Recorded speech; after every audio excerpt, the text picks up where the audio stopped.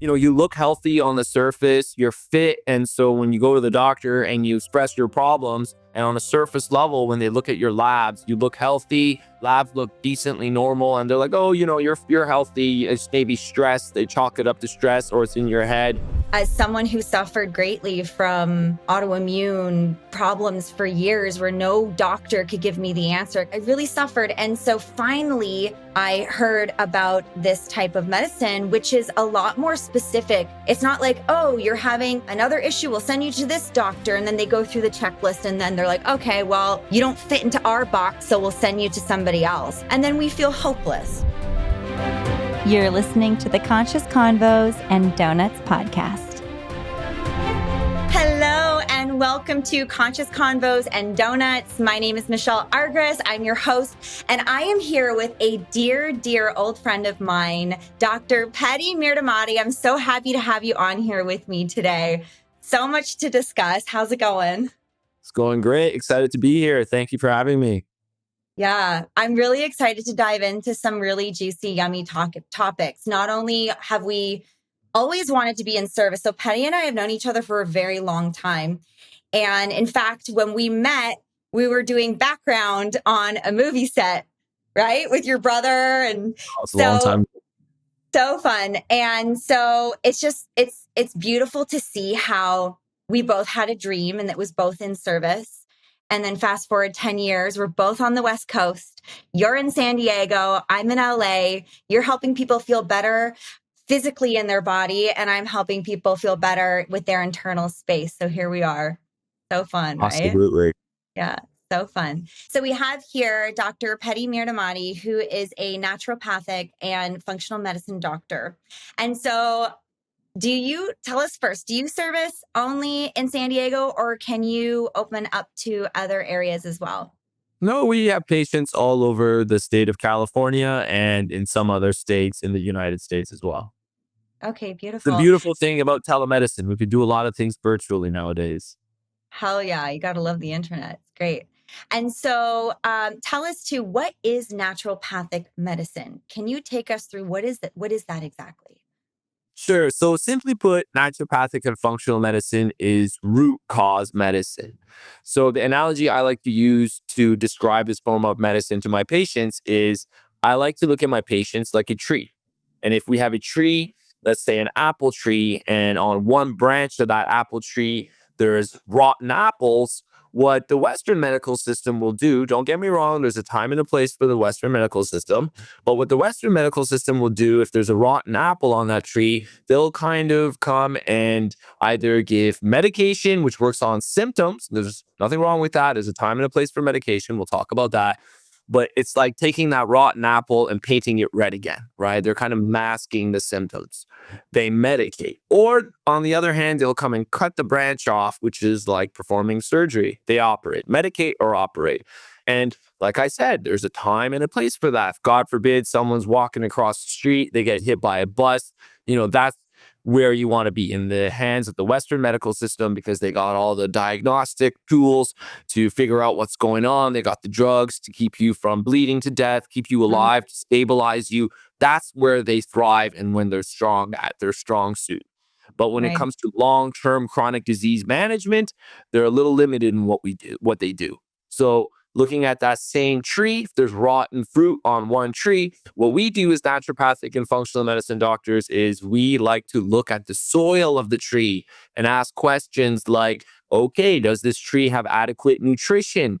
Does it have clean water? Or is there something that's stressing this tree? Toxins, infection, mold, stress. Because all of those factors at a root cause level can impact the production of healthy fruit on that tree. So when someone comes and tells me what's going on, it's my job to figure out why this is happening. And by peeling the layers of the onion back and looking at some of these core foundational pillars to optimal health, like nutrition, sleep, gut health, hormones, toxins and detoxification, stress. By looking at these foundational pillars, we're able to kind of understand why the person is experiencing what they're experiencing and work together to support those foundational pillars in hopes of achieving optimal health and wellness with our patients. so good, Petty. And thank you for that, because as someone who suffered greatly from um, autoimmune problems for years, where no doctor could give me the answer except for telling me that it's in my head and that I should probably take some antidepressants, which I didn't. I had bottles of them in my cupboard, and I just never chose to take it. But I suffered for years. I mean, I work in television too. I had to memorize lines. I had chronic fatigue that was so bad for like 3, 4, 5 years, where I had, you know, the production come up and be like, "Hey, do you need some acting lessons?" I'm like, "No, but there's something happening inside my body that I can't show you, but I'm feeling it. So I don't even know how to explain it to you, but I feel like shit." And I'm having troubles actually just processing and holding on to the dialogue, because I'm so damn tired that it's hard for me to actually perform when the timing is right. And so, yeah, I really suffered. And so finally, I heard about this type of medicine, which is a lot more specific. What I love about you guys is it's not like, oh, you're having tummy problems, I'll send you to the gastro doctor. Oh, you're having, another issue, we'll send you to this doctor. And then they go through the checklist and then they're like, okay, well, you don't fit into our box, so we'll send you to somebody else. And then we feel hopeless, right? So this is where coming to someone like you actually sit us down and say, okay, what is going on? You'll do tests that they won't do too, right?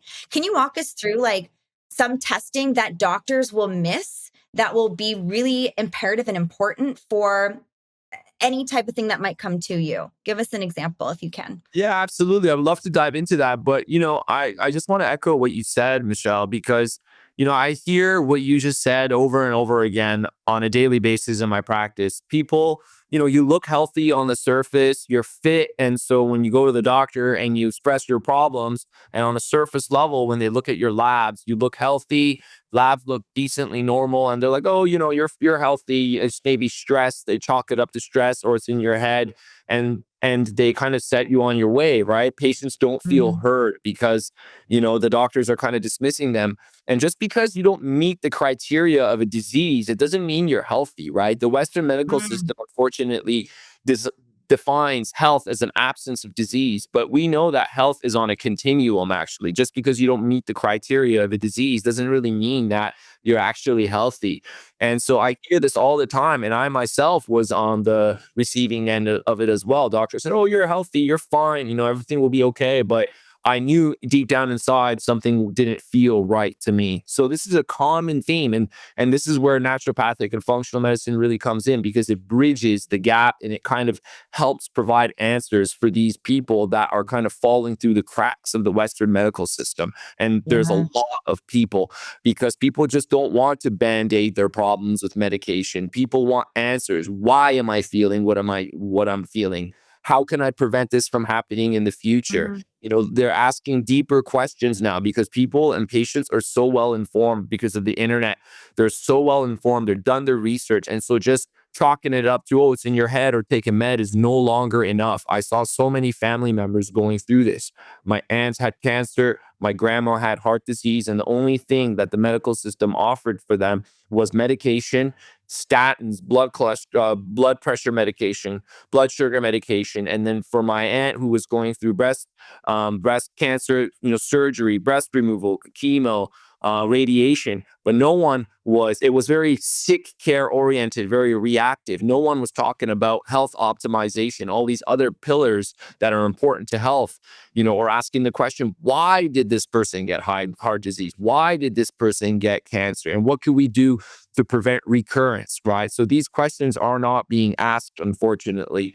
And so that's where we come in, and some of the tests that we do to kind of get a deeper level understanding to answer your question is, first and foremost, we do advanced testing, advanced functional medicine testing, where for people that have digestive issues, we do comprehensive stool analysis that tells us exactly how the digestive tract is functioning. If you go to the Western medical system, primary care doctor for gut health, they might do an endoscopy or colonoscopy, which is sticking cameras down both ends and to just look around to see what's going on. Or they might give some heartburn medication acid blocker if you got heartburn. Those are some of the things they do. But what we do is we fully evaluate the digestive tract and ask the question, okay, is the individual digesting and absorbing the food that they're eating? The fats, the proteins, the carbohydrates, are they being broken down and absorbed by the body? Because if we're not digesting and absorbing the food that we're eating, what good is the food that we're eating? Because Mhm. it's not about what you eat, it's about what you absorb. You could be eating the best foods, taking the best supplements out there, spending all this money on it. But if you don't have a healthy gut that is able to absorb and digest these foods and supplements, it's really useless. So it's about what you digest and Mhm. what you absorb and not what you eat. In fact, Mhm. I have patients that'll come to me that they're only eating like, 800 calories a day and they're, not able to lose weight. Well, what the heck's going on there, right? It's something going on that it's not just about calories in, calories out. We got to look at food as information. So when we evaluate someone's digestive tract, yes, we look at digestion, absorption. We look at the microbiome, which is the collection of bacteria in the digestive tract. And this is a booming area of science. There's, thousands of studies coming out every year on the microbiome. And that's where probiotics come from, right? That's a hot topic nowadays. Everyone's talking about probiotics. And so we analyze the patient's microbiome, looking at all the strains of bacteria in the gut to try to understand, okay, are there deficiencies in certain bacteria or is there excess of some bacteria? Because when it comes to the bacteria in our gut, it's all about diversity. It's like a garden. We want diverse flowers and things in our garden. And so we don't want an overgrowth of one thing and a deficiency of other. We want nice balance. So we look for that. Is the microbiome balanced, or is there, parasites, bacterial overgrowth that are causing dysbiosis, which is bacterial imbalance? And then the last thing that the stool test, amongst others, looks for is if there's something called leaky gut, or in the scientific community, we refer to it as intestinal hyperpermeability. And that's simply when the walls of the digestive tract have become compromised, have become leaky. So undigested food, toxins go from the gut into our systemic circulation, into our bloodstream. And from there, they could go up to our brain, make us feel anxious, tired, brain foggy, lack of focus, or they could go to our joints, cause joint pain, or they could go to our skin, cause eczema, psoriasis. So by working on this integrity of the gastrointestinal tract, making sure there is no leaky gut, it's very, very crucial, not just for gut health, but for the rest of the system, for the rest Mhm. of the body, right? And this is the other beautiful thing about naturopathic and functional medicine. Like you said, unfortunately, the Western medical system works in silos. You go to the rheumatologist for your joints, the dermatologist for your skin, the cardiologist for your heart, the list goes on and on, but no one is looking at the whole picture and understanding how these different systems are connected. But what we do is we try to understand that. How do these systems impact each other? And like I mentioned, the gastrointestinal system, if there's conditions like, leaky gut, it can impact other areas of the body. The mood, your energy, your skin, your joints, all of those things could be impacted. So we like to look at the whole picture, look at the people holistically. So just as one example of comprehensive functional testing that we do. Another is micronutrient testing, where nutrition is one of the most important pillars to optimal health. Right, Mhm. thousands of years ago or centuries ago, Hippocrates said that food is the greatest form of medicine. Right, and so what's Amen. end of our fork is truly promoting health or promoting disease. Right, so we got to choose wisely. And so You one taught thing that me something, Dr. Petty, that I actually implemented. Sorry to cut you. That really, really helped me, which is to actually take your time while you're eating. So you said, Michelle, you have to actually, no, you also said you start digesting before, like by the smell of the food before you actually ingest it. that's right. So digestion, the first step of digestion is called the cephalic phase. Cephalic refers to the brain, and that's when the brain gets stimulated by the sight, smell of So food. cool. And so when you Yeah. see it and you smell it, your body's already preparing for digestion, right? Acid is being produced in your stomach. Your digestive tract is pumping out enzymes to prepare for that Hmm. food that's about to enter, right? And that's Hmm. why eating like in a rush or multitasking, we're missing out on that first step of digestion. And so, assessing some of these foundational steps could have such a positive impact on health. That's why, first step when it comes to working with any of my patients with digestive issues is making sure that are these foundational pieces in place? Like, are they eating mindfully? Are they taking their time to chew well? Because chewing breaks down the food, mixes it in with the saliva. And if you've kind of been smelling the food and looking at the food, the digestion juices are flowing. So by the time you swallow, it gets there, it could have a positive impact on your health. So those How many foundational times would you say we have to try to chew our Yeah, that's a food great before we question, right? My swallow? rule of thumb is 30 times you want to chew each mouthful before swallowing. So next time you're eating, count how many times you're chewing before you swallow. I'm going to go with like, let me just try to imagine I'm eating one of my donuts. Okay. Sorry, I know that's not healthy. But by the way, anyone listening, donuts are not healthy, but once in a while you got to have a little donut. So let's just imagine. But I'd keep say in mind, a 5. donut is going to melt fast in your mouth because it's all carbs and sugar, That's right? So you true. might need to chew as much. But if you're eating like a burger or some meat, protein, like that protein needs to be broken down by the teeth, right? And so that could be really, really helpful, just chewing mindfully, especially if you're having protein. Yeah. Yeah. Especially a nice juicy piece of steak. That I'll give myself like 10 chews maybe and then swallowing. But it's usually a big piece, right? And then that has to try to make its way all the way down. That's rough. That's Yeah, rough. for sure. And also, Dr. Petty, don't they say that your belly is your second brain? hmm Absolutely. So there's a lot of research that is showing that the bacteria in our gut actually sends signals through the vagus nerve up to our brain. And so the gut and the brain is a two-way bi-directional communication system where information from the gut is coming up to the brain and from the brain coming down to the gut. And so there's actually more bacteria in our gut, bacterial DNA in our gut than there is human DNA in our body. So it makes you think, are the bacteria really in charge or are we really in charge? So that's why Oof. it's important to pay attention to this bacterial environment in our gut. Yeah, yeah. I mean, honestly, I'd say most people have issues with their gut. I would say almost everyone. It's hard to, especially with the foods that we have, it's hard to actually live a really nutritious lifestyle and real organic food and just have that availability to us. So I guess we just kind of have to do the best that we can with what we have. Absolutely. Unfortunately, I say this all the time. It's 2024. Science has advanced so much, but we're confused about the simple, most important topic about human health, and that's food and nutrition. And that's quite sad. Hmm. Yeah. And also, I know you talk a lot about water, like having good water. There's not very much available, not here in LA. So just making sure that you have filtered water. Can you tell us a little bit about maybe speak on that a little bit for us? Yeah, so that fits into the second pillar of health or another pillar of health, which is toxins and detoxification, right? Such a hot topic nowadays is detox smoothies, detox teas, detox this, detox that. Because, yeah, we're bombarded with toxins more than ever before through the water that we drink, the food that we eat, the lotions and potions that we put on our skin. So there's toxins everywhere. And this isn't to fearmonger, but it's just to, educate people on how to make better decisions on a day to day. And filtering your water is a great step in the right direction. And so to answer your question, I direct all my patients to a resource, the EWG tap water database. You Google that, you put in your postal code, and then it'll spit out all the chemicals and pesticides that are found in your tap water, and Oh, it'll oh no. recommend what type of filter you should be using.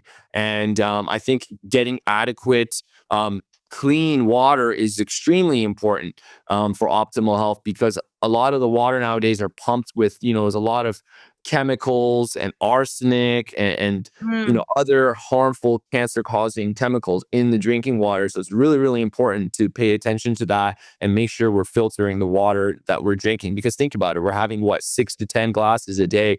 Anything that you're having every day, you want to make sure is clean, because constant exposure to anything over time could accumulate a toxin load in your body, and toxins over time are linked to a variety of chronic disease.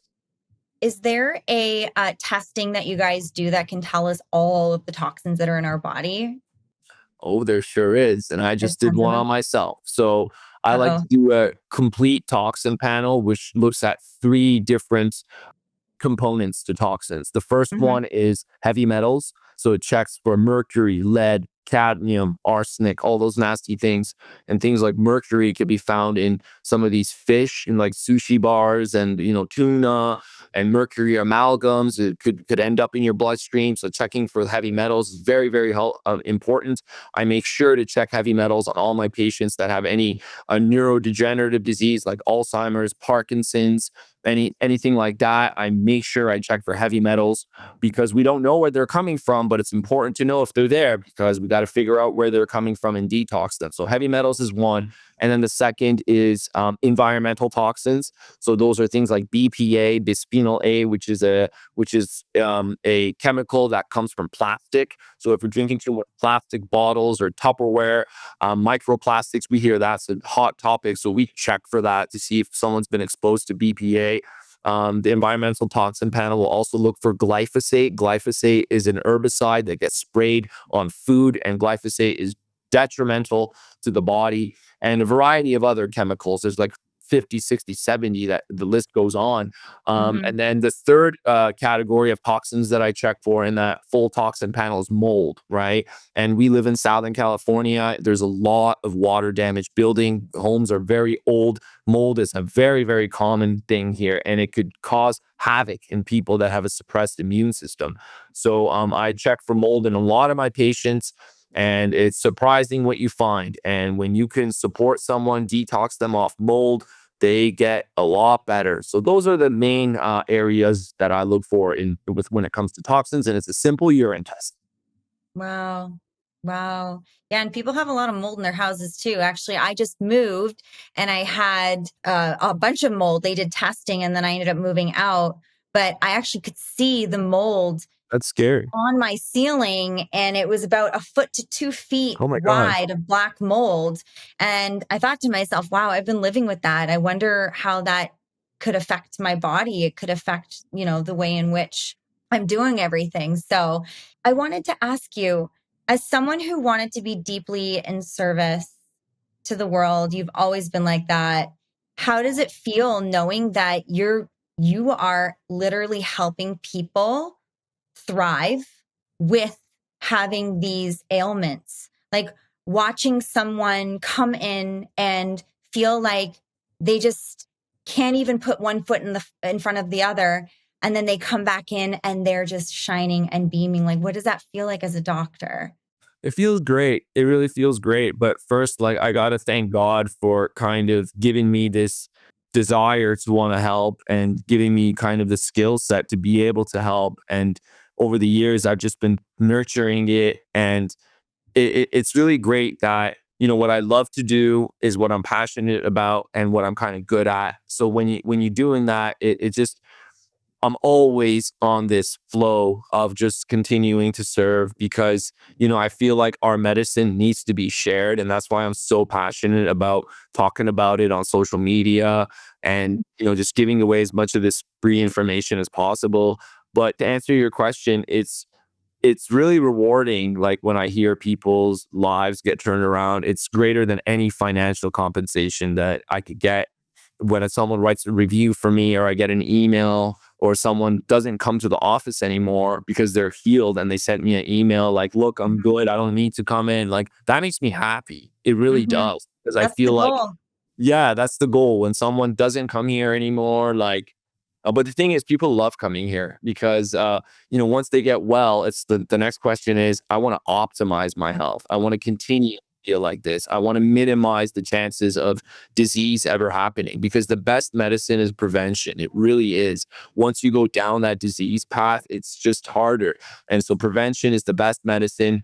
And so when I hear people getting better, it's amazing. And what's crazy is that the people that come to me are the people that haven't been able to get help anywhere else, right? It's the Exactly. people that fell through the cracks. They weren't Mhm. heard. The right tests weren't done. They've seen 10 doctors already. The primary care doctor told them it's in their head. It's normal. So those are the people that come here, the people that have been really stuck and no one's been able to help them. And so when I'm finally able to help them, it's really, really rewarding. So I love that about my job. And that's the part that really keeps me going. Yeah. And you're honestly one of the hardest working people I know. I've never seen someone work as hard as you. You work day in and day out, and you just love what you do, and it shows. So thank you for doing this work.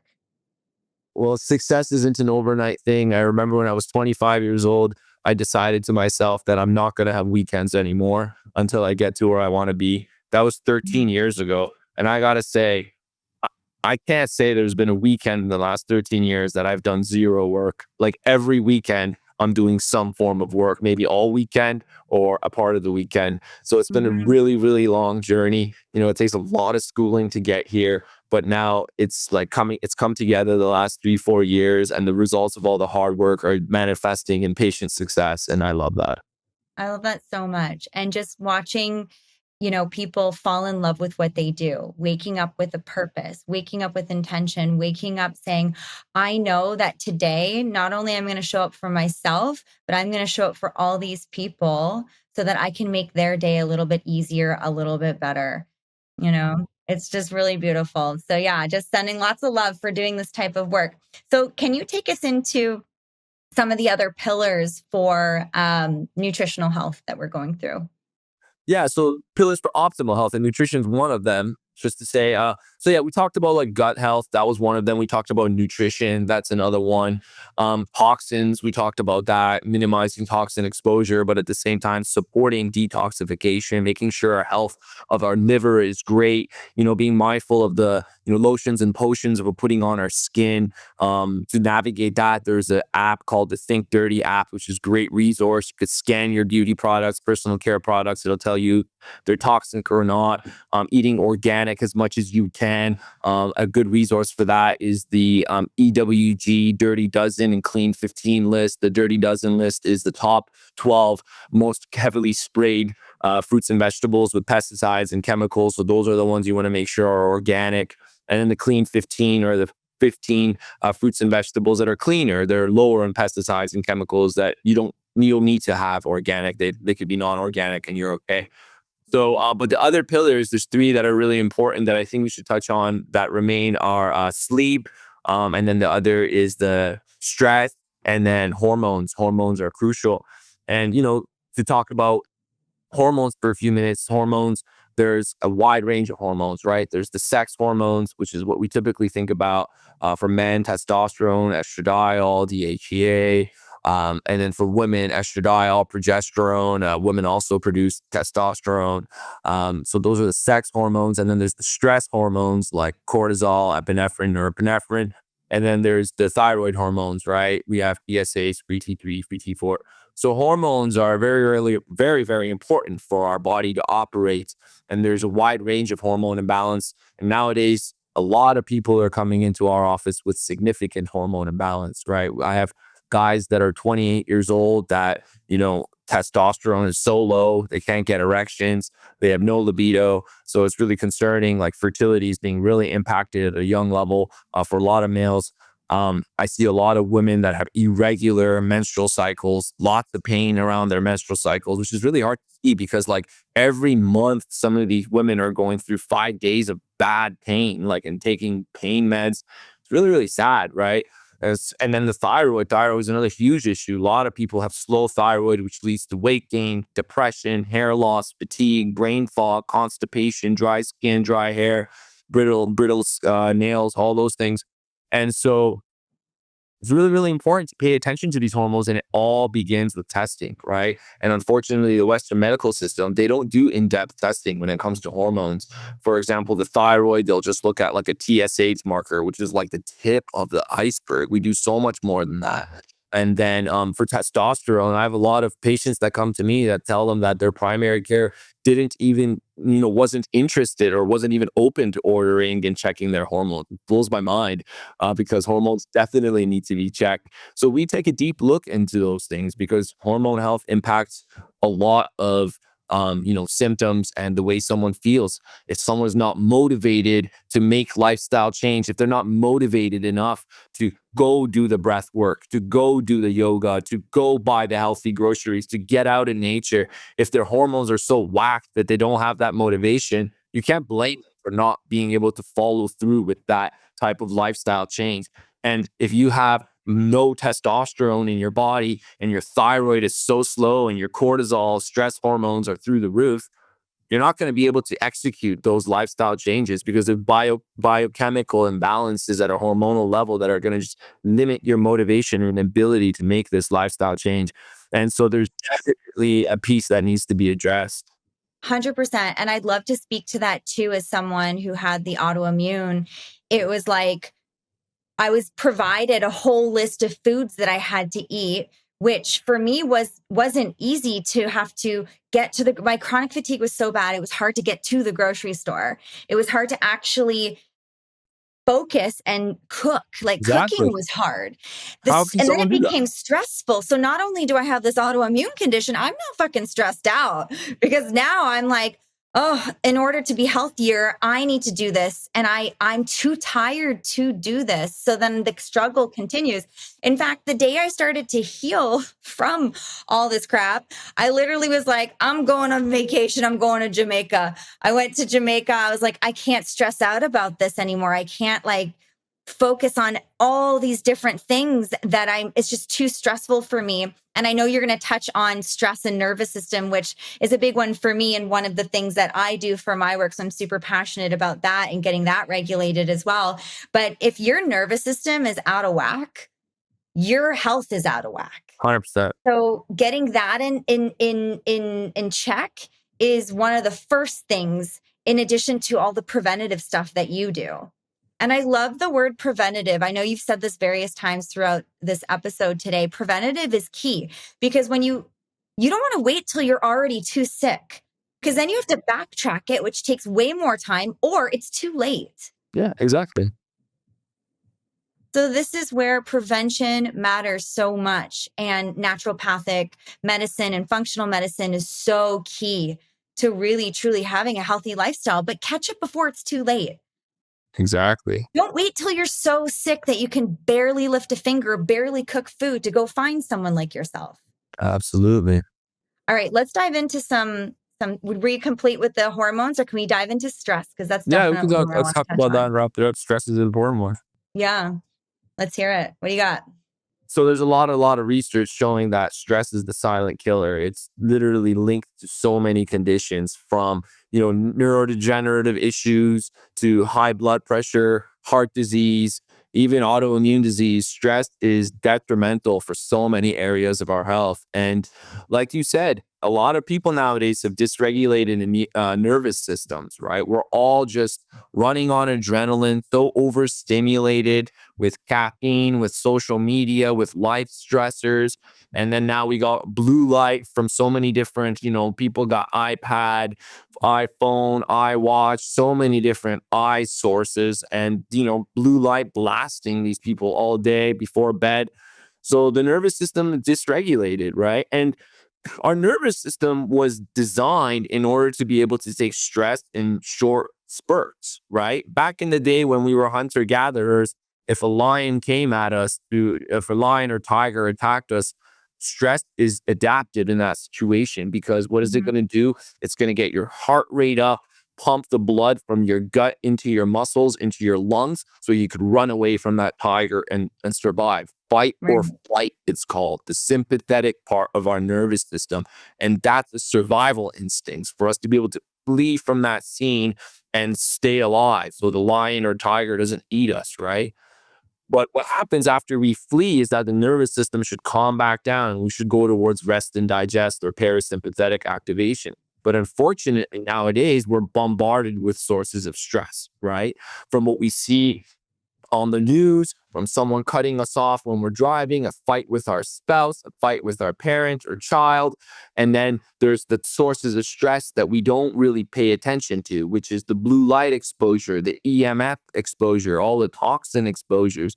So there's stress coming at us in so many different forms. And unfortunately, most people nowadays are stuck in a state of fight or flight, right? And so what happens when we're in a state of fight or flight, like I said, our body mobilizes its resources so we could fight or flee from the tiger. So our heart and lungs and muscles get working. But when we're in that state of fight or flight, our digestion is completely shut off, right? Our our recovery is completely shut off. And when we're sleeping, we want to be in rest and digest so our cells can heal, our cells can repair. When we're eating, we want to be in rest and digest so we can absorb the nutrients from food.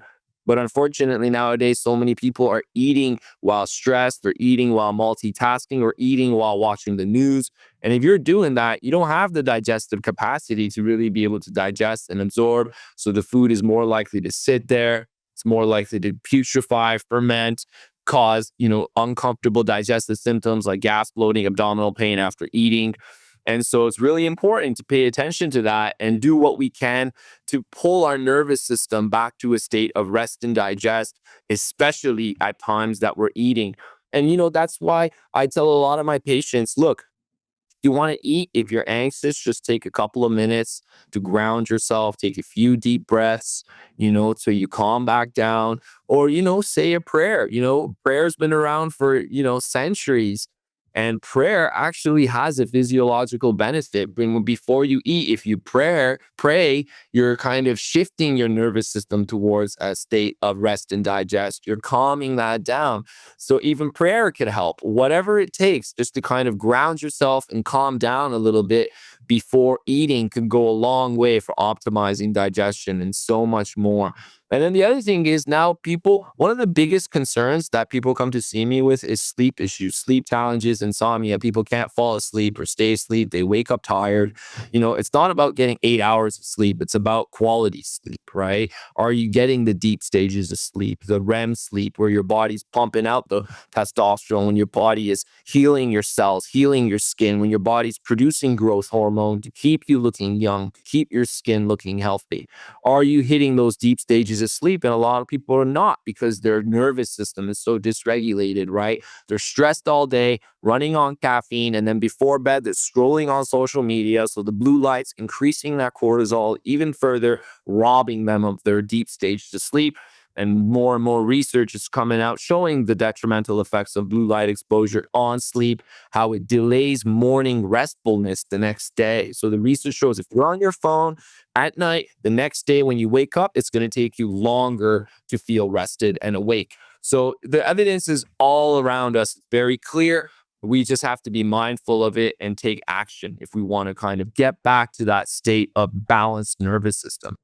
Yeah, I think it'd be a great idea to take out any television and or phones, just a no bedroom rule where bedroom is for sleeping only. Yeah. In fact, it'll be really helpful if you can put your phone in another room, you put the alarm on, and then you have to get up to turn it off, right? In the morning. It's like, oh God, okay, here we go.